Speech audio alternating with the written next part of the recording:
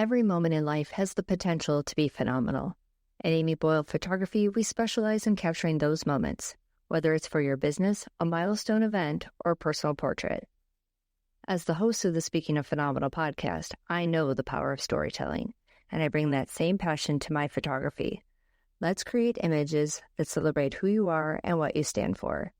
Visit amyboylephotography.com to schedule your session today. Welcome to the Speaking of Phenomenal podcast, Delores. I'm so glad you're here. Thank you for having me, Amy. I'm so glad to be here with you. I cannot wait for you to introduce your phenomenal self to our audience. Is it time? Do I do it now? It's time. It's time.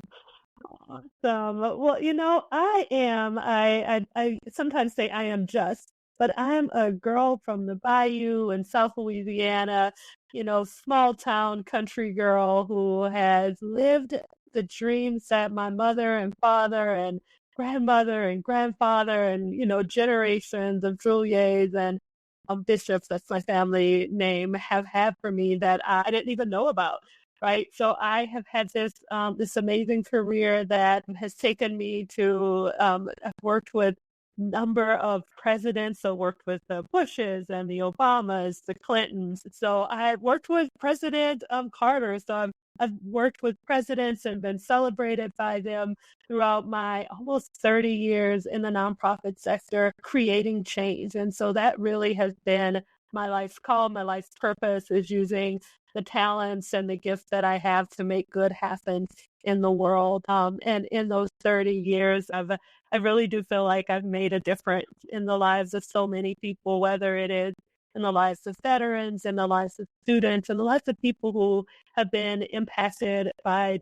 And I've spent the last 5 years really trying to make a difference in the lives of teenage girls and young women in my role as the CEO of Step Up. And so I end with being CEO because that's not something that I had dreamed about or my parents had dreamed about, but all of the things that are just wilder and bigger than I could have imagined for myself. And I do believe that so much of that is because I just like doing good. So when you enjoy the work and you appreciate doing good, then good things come back to you. And so I don't know how phenomenal that is. I'm a phenomenal, probably should let my kids tell you that, but I think I'm a phenomenal mom, a phenomenal daughter, a phenomenal sister, and right now professionally, a phenomenal CEO of an organization that is supporting girls and women. I love that. And, yes, absolutely. We have to celebrate all the things that we're phenomenal at in our places and spaces in our lives. And I loved how you said you're ending with CEO, but that's not necessarily where you thought you might have been. Our common thread on this show often is nonlinear paths. What was the biggest change from where you started out of college to where you are now? Sure. Actually, I'm going to go back. I like the thinking around nonlinear paths. That's something we talk about a lot at Step Up. And, I was a high achieving student when I was in high school, and I was so focused on academic success. Neither of my parents had gone to college. My grandmother, my mom's mom, had only had a third grade education. My paternal grandmother was a domestic worker. So I didn't have a lot of examples of this is how college is gonna go. This is how you're gonna get there. But there was an expectation from my parents that was going to happen for me. And so I did it. I was so focused. I did it. I made my way to college. But like a lot of girls who lived this sheltered existence in high school, I got to college and did not know how to navigate. I thought just getting to college was going to be success. I didn't know that I needed internships. I didn't know about networking or any of those things when I was in college. And, probably didn't have all of the social emotional skills that were going to be required for me to be successful either. So making good decisions and that first breath of independence. And so I actually lost a full ride scholarship because I got pregnant and had to leave college. And so that was the first time I went off the path that was supposed to be take this step and this step and this step. So I left college. I went back to my hometown with my daughter, and I found an AmeriCorps program. And AmeriCorps actually, not only did I have the opportunity to earn money and, do good for my community, but it gave me a scholarship so that I could finish my education. So I did find my way back. It was harder. I was almost 30, Amy, when I graduated college. So if you looked at my college graduation photos, I've got, my maybe 6-month-old son holding him on my hip. My daughter is standing next to me. So by the time I finished college, I am married with children. And so that wasn't the plan that I had for my life, but I was really fortunate that even throughout those years, while I was still pursuing my degree, that I had people in my life who knew what I was capable of and opened doors for me that I didn't think I should. I was the executive director of a statewide association for community development, and I didn't have my degree yet, but I was doing the work and still working on my degree. Was leading a state organization, but I'm a small town girl. I never expected to be working for a national organization. And then working here at Step Up, I didn't see myself as a CEO. Someone else saw me as a CEO and said, "Hey, you should apply for this job." And I'm so glad that I did. And initially, when she said to do it, I was like, I'm a solid number two. I'm the best number two. I will make a CEO look great. I'll help them to achieve their vision. And she helped me to see that, no, you are capable of leading in this way. And so leading on the national level was not something that I thought, that I'd even dreamed about, or running an organization. Those are things I hadn't dreamed about. I like to say that there's a saying, you want people to surround yourself with people who will mention your name in rooms that you're not in.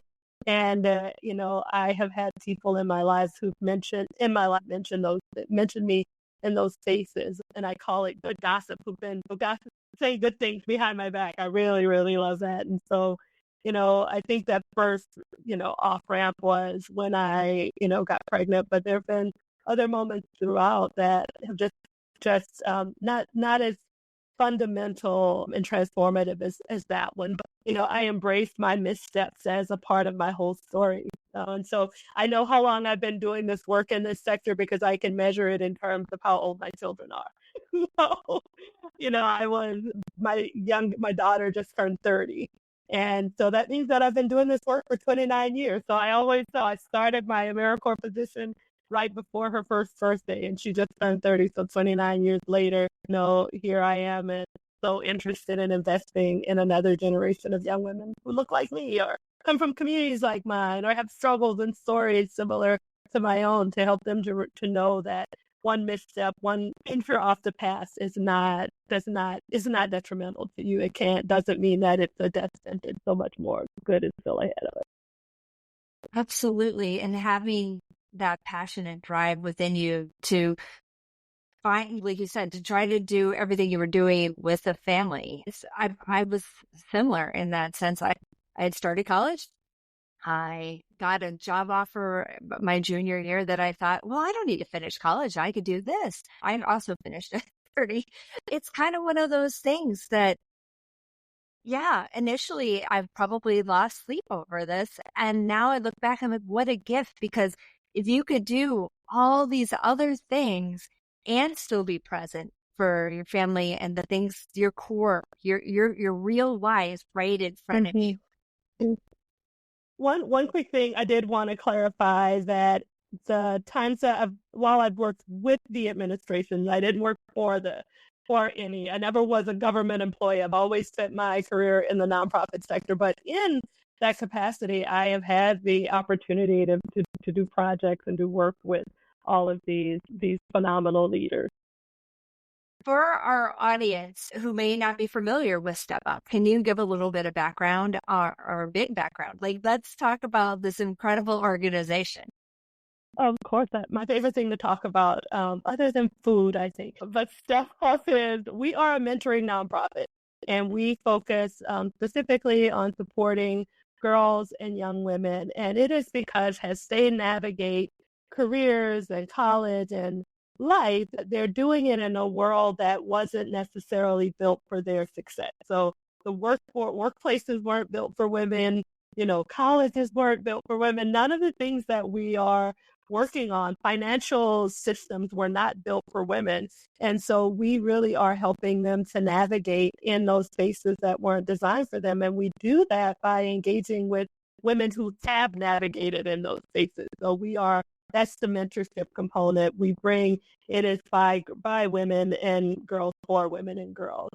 We provide after-school programs for high school students, and we provide virtual and in-person mentoring programs for young women 18 to 29. And I like to say that education is so important. We're not an education organization, but the programs and supports that we provide help girls to succeed in the academic setting, and in careers. And so when you think about education, it is critical. It is an equalizer, but I believe that mentoring is an accelerator. So if education can get you to the same place, mentoring can accelerate. It can help you to get there faster, to get to places and spaces that you would not normally have access to. And so that's our goal. That's what we do. One of the models that we're really proud of is we call it flash mentoring.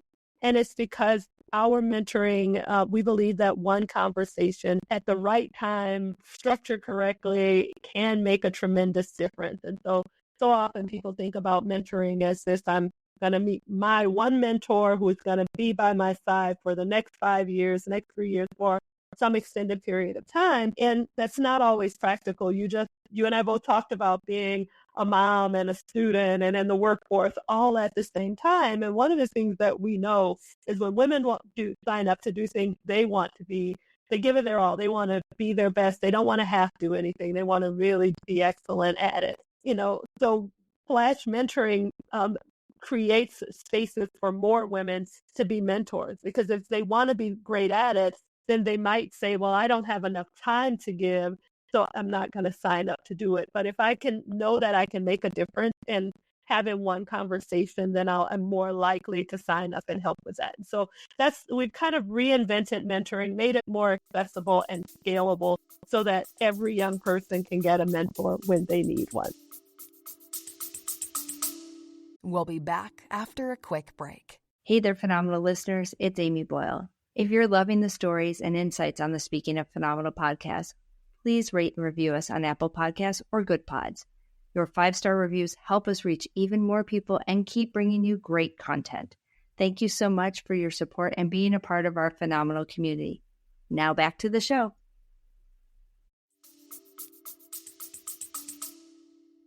Well, and I've come into contact with the organization through your annual awards in Chicago for the last 2 years. How many different cities do you serve, and how many girls are a part of this program currently? Sure. We have programs on the ground in 8 cities. So Chicago, Los Angeles, Nashville, Atlanta, Dallas, Houston, San Francisco, and New York. And we work with about 3,000 girls and young women a year. So about 2,000 teens, 1,000 young women, and an army of more than 2,000 mentors actually makes that work possible. So they are the lifeblood of the organization, and we couldn't do it without the network of mentors for us. So back, you said even before you became the CEO of Step Up, that you're all in. I'm the best number 2. I would serve whoever was involved, but it was a mentor of your own, right? What was that like for you to have someone really encourage you to take that bigger leap, to dream bigger? I think it was surprising, first of all, because the mentor is someone that I really admire, look up to, and the places and spaces that she has been is so impressive to me. And so I was initially a little bit intimidated to even have her as a mentor. And it was an informal mentoring relationship. And so for someone that you hold in such high regard,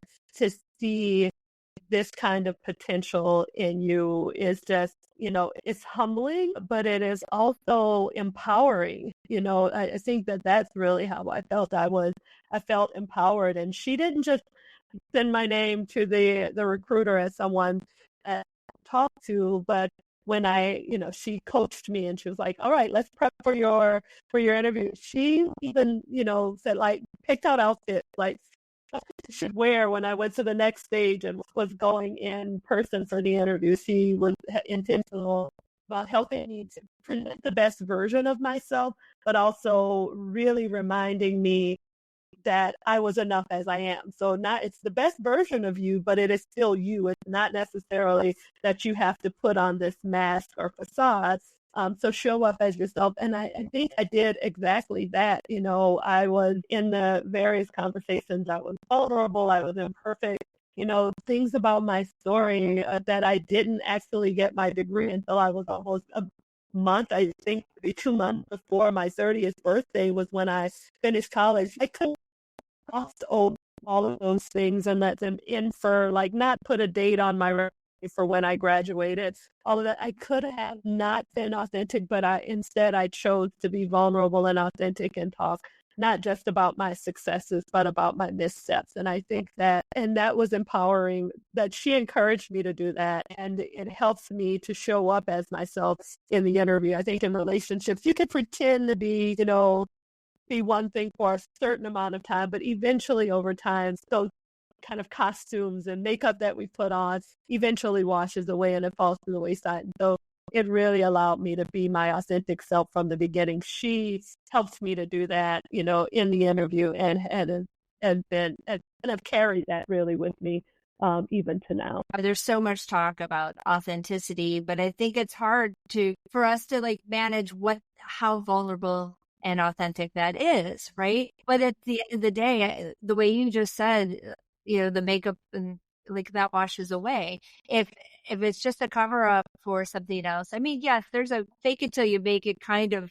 we have to pump ourselves up, but at the same time, our authentic selves is our superpower. And that's what gets us that relationship, that spark in someone's eye where they're like, oh my gosh, I totally believe that you're going to carry this across the finish line, or at least bring a whole bunch of us with it. And it's just refreshing, and it needs to be repeated and louder more often so that we do show up with our whole self. Yeah. I don't know how to be anyone else.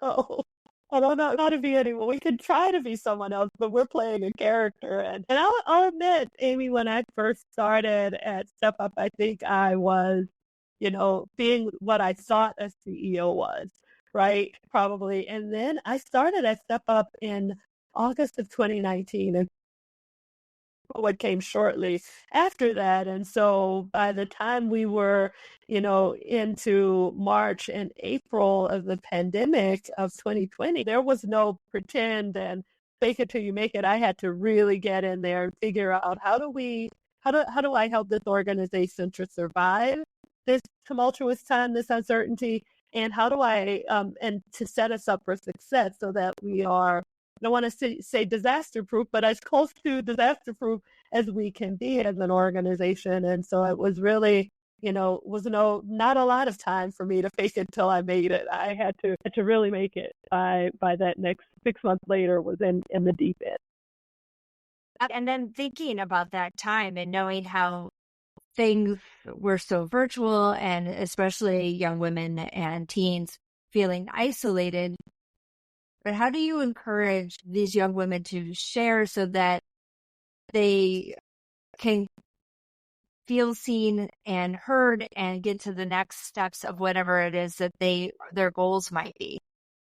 I think the thing that we've recognized, the spaces we create. So I think it's first of all, is the kind of space you create. We create intentional spaces where girls feel empowered and mentors feel empowered too. And so the mentors are trained and understand the importance of listening, the importance of that. They are not an expert in what's happening in the girls' lives.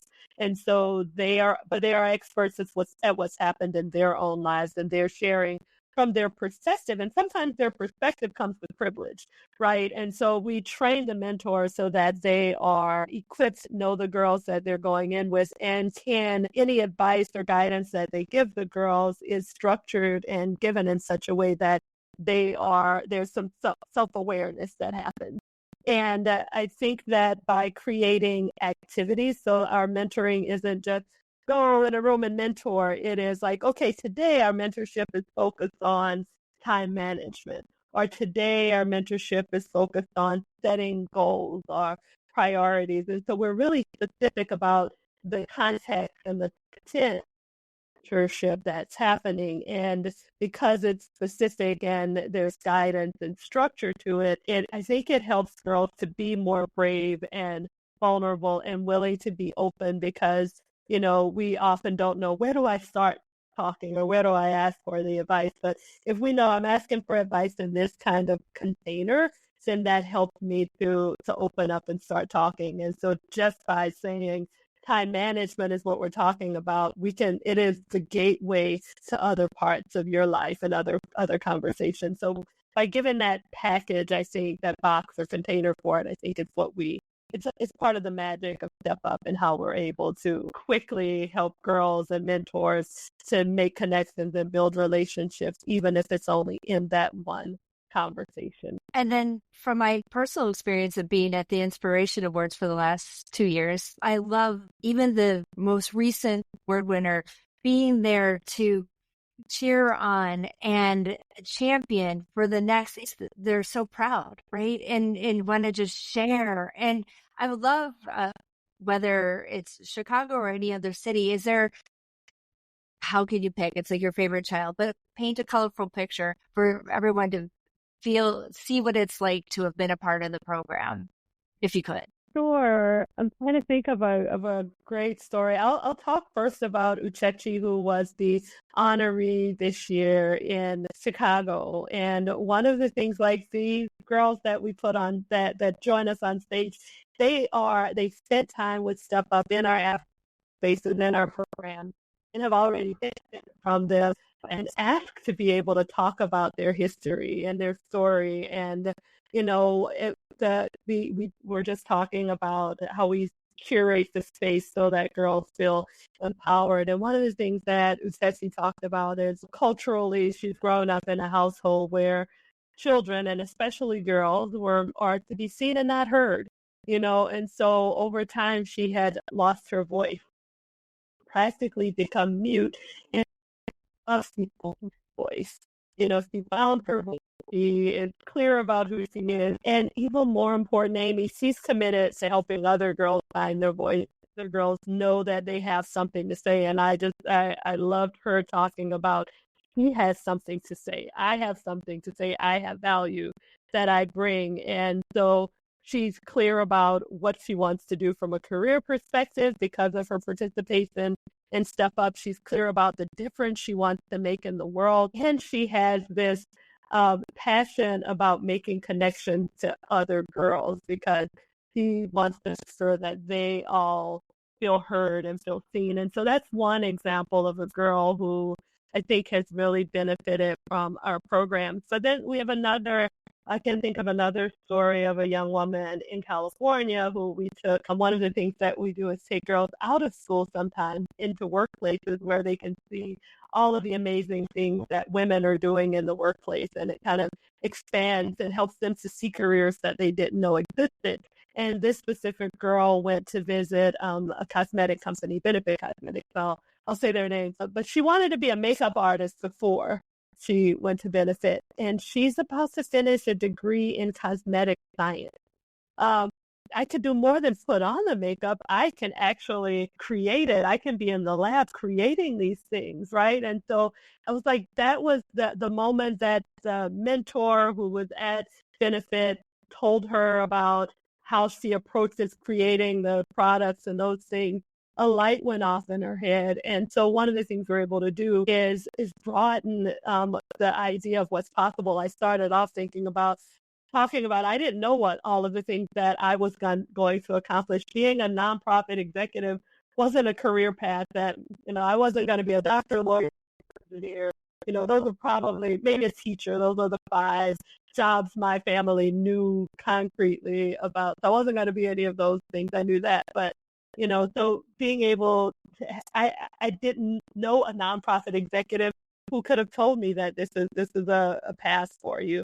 And so much of what we do is, I don't like to say you can't see what you can't see, but that a little bit of it is in that. I think you can be what you can't see, but you have to know that it's a possibility. They don't know that it's out there. And so that's one of the things that we just work with girls so that they can see more and connect with more women so that they know what is all of the things that are possible for them. Absolutely. And just even in how this podcast shines light on different women's stories and where they came from and where their goals are, but also just knowing that there's someone else out there that who has had struggles or goals like yours, because we can feel so alone. Speaking specifically to representation, and like you said, you can do things you can't see, but it's so much that aha moment that, wow, I was thinking small until I met someone who actually does it and showed me that there's more to this road ahead. How does Step Up help these young women see the possibility within themselves by having as broad of representation as possible? It is about as broad a representation as possible. And one of the things we know that some of the places where girls will be able to make a tremendous impact down the line are actually in industries and places that are dominated by men. And so while I talk about we're by women for women, we actually do, especially after 18, encourage girls to connect with men as well. So we want mentors that are from all walks of life. So if they are I learned about Megatronics, big robots. I didn't know that was a career field, so learned about Megatronics, but there aren't a lot of women, there are globally who work in Megatronics. And so if girls want to move into that field, they're going to have to very likely connect with men. And so that's one of the things that we encourage and make possible. So that's an example, but it is welcoming the mentors into the spaces where the girls are, but also bringing girls into the spaces where mentors are. So there really is an exchange. There was one young woman, Paloma, who told a story of going to Accenture, and the mentor who was there with her was running to the airport right after she left. So she came with her suitcase and she was in a suit, and she was like, I realized that I'm more of a suit girl than a scrubs girl, right? So she's like, I want to be that woman who is running off from a meeting. Since I'm giving back, but now I'm about to hop on a plane to make another thing happen, And so it is even helping them to see different lifestyles, right, as something that they might not normally get exposure to. And so just that little thing, I don't know that's a mentor who, ran off to the airport afterwards, realized that even in that moment, how she had impacted Paloma. Right. So that is so important. It's just in big ways and little ways. And I think when we think about mentorship, I mentioned that my mentor, Karen, it's not a formal mentor. And I tell her all the time that she's my mentor. Call her after this and say, I talked about you on a podcast. And she's like, why do you keep saying I'm your mentor? I learned from you. But that is, it is an exchange, right? So it's an exchange both between you gain as much from being a mentor as you give. And so I think we are all transformed in that process. Thinking about the future, what are some of the goals that you have for 2025 for the organization? And when I joined Step Up in 2019, we were in 4 cities, reaching just about 1,200 girls a year. And now we are in 8 cities, reaching 3,000 a year. And so really want to make sure that our model and the innovations that we have brought to life as an organization are stable and sustainable. So that's the thing I want most. But I also think that there are more than 3,000 teens and young women who need our support. And so, I won't be happy until every girl everywhere has a mentor when she needs one most. So that's really my goal. And so whether that is really expanding the reach and impact, we have a mentoring app. And so getting the word out about that mentoring app and getting more mentors and mentees involved in the app. I'm curious about how AI is going to be able to provide some supplemental support for girls, even, in the gaps with mentors. So there could be some things that we're looking at there. But I want Step Up to be more than here are the 8 cities that we're in. I want Step Up to be accessible for everyone everywhere. So that's what 2025 and beyond is going to look like. It's going to be, Step Up in the mentoring model that we provide really taking off and more people having access to it. And then with that, like for our listeners who go, gosh, Dolores mentioned early on, it doesn't have to be like a 3-5 year commitment. You can micro mentor. How do we get more people that are listening going, I have time. I want to be involved. How do we make sure they know about all that? Well, if you're in one of the 8 cities that we're in, if you visit our website, SUWN, Step Up Women's Network, SUWN.org. If you visit our website, sort by city, you can find an in-person mentoring opportunity wherever you are. Or if you, want to, if you're not in one of those 8 cities I mentioned, you can mentor in our mentoring app. And you can find that information on our webpage as well. So sign up to get on the app. Someone from our team will contact you and help you to get a profile set up. And in no time, you'll be mentoring on your schedule. All this will be listed in our show notes. But one of the things I've been doing more recently is ending on what is phenomenal to you. That's a good one. Phenomenal to me, I think I probably would connect it to authenticity. So it's being authentically yourself, but in being authentically yourself, not doing it alone. So always either bringing someone with you, someone beside you, pulling someone up behind you, from beneath you, from around you, bringing other people along that journey with you. And, so making the table bigger so that there's more seats for more people. So I think it's being authentic, but being authentic together with other people. That's phenomenal. I think that is tremendously phenomenal. And I'm so grateful to have you a part of our community. And I'm looking forward to seeing our listeners share their talents and treasure and time to help support women and young girls. We just need that community. We need the bigger table. I'm all for it in 2025 and beyond for the rest of my life. So I'm here for you, and I'm excited about all the amazing things. And I'm glad, back to one of the things you said in the very beginning, is you were someone who wanted to do good, and you're doing darn good. So thank you, Delores. I really appreciate you. Thank you so much, Amy. Thanks for having me. Thank you for joining us on this episode of Speaking of Phenomenal. Be sure to subscribe, rate, review, and even share the podcast, as well as stay tuned for more inspiring conversations. Remember, each and every one of you is capable of extraordinary things. Until next time, take care, and remember, you are phenomenal.